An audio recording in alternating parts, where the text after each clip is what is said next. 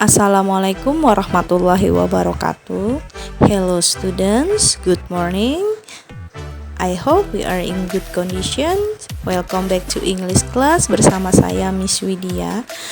Oke, tadi sudah saya share untuk tugas ini. Jadi, berkaitan dengan tugas ini, kalian tentukan apakah dia countable atau uncountable, benda yang bisa dihitung atau ya benda yang tidak bisa dihitung.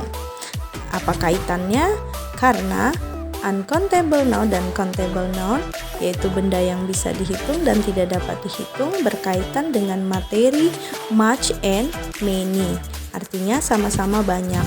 Much digunakan untuk uncountable, many digunakan untuk countable. Ya, jadi ini saya beri penjelasan lebih lanjut tentang much and many. Much and many merupakan quantifier, yaitu pembilang dan penanda jumlah. Many yang digunakan sebagai quantifier untuk countable noun, benda yang bisa dihitung. Contoh, I have many friends, teman bisa dihitung. She saw many men, pria bisa dihitung menggunakan many. Many children, anak-anak bisa dihitung maka menggunakan many. Nah, sekarang much digunakan untuk benda-benda yang tidak dapat dihitung, dan kalaupun juga menghitungnya harus menggunakan alat ukur seperti takaran atau timbangan. Jadi contohnya, you took too much sugar. Sugar tidak dapat dihitung maka menggunakan much.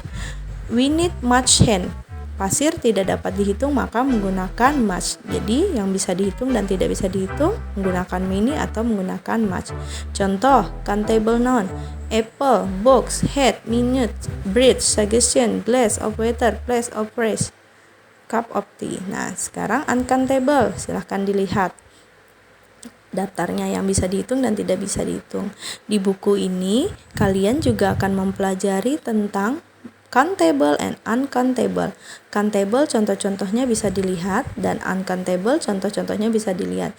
Jadi countable benda yang bisa dihitung, uncountable benda yang tidak bisa dihitung. Lihat contohnya, I buy some candies, I don't bring, you don't. Ya, contohnya lihat pada yang tabel warna kuning ya.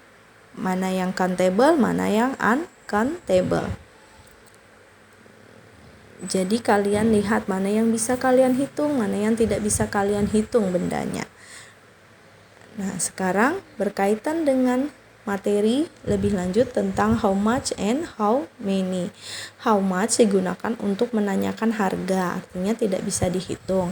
Sedangkan how many untuk menanyakan benda yang bisa dihitung. Jadi nanti di buku ini juga akan dijelaskan penggunaan how much untuk menanyakan harga atau uang. How many digunakan untuk menyatakan benda yang bisa dihitung. Jadi kenapa saya awalnya menyatakan countable and uncountable dulu, supaya kalian bisa menentukan much and many dari benda yang bisa dihitung dan tidak bisa dihitung. Di LKS juga ada materi tentang how much, jadi menanyakan tentang harga suatu barang. Di penjelasannya juga di halaman 52, nomor 5 dan 6, untuk menanyakan jumlah yang bisa dihitung kita menggunakan how much.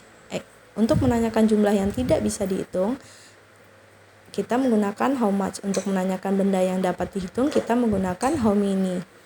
Nah, nomor 6, untuk menanyakan harga kita menggunakan how much. Oke, saya akan jelaskan lebih lanjut kenapa menggunakan many, mengapa menggunakan much. Jadi many digunakan untuk benda yang bisa dihitung. How many juga digunakan untuk benda yang bisa dihitung. Jadi kaitannya dengan uncountable dan countable. Much digunakan untuk benda yang tidak bisa dihitung. Juga how much digunakan untuk benda yang tidak bisa dihitung atau juga menanyakan harga.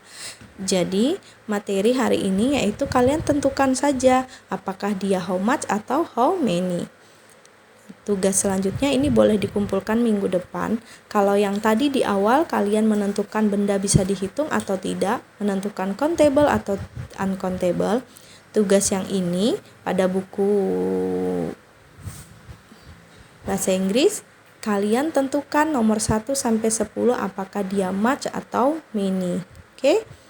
Ini tugas dikumpul paling lambat minggu depan. Kalau yang countable and uncountable dikumpul hari ini. Oke, tugasnya ada 2, silahkan dikerjakan. Thank you.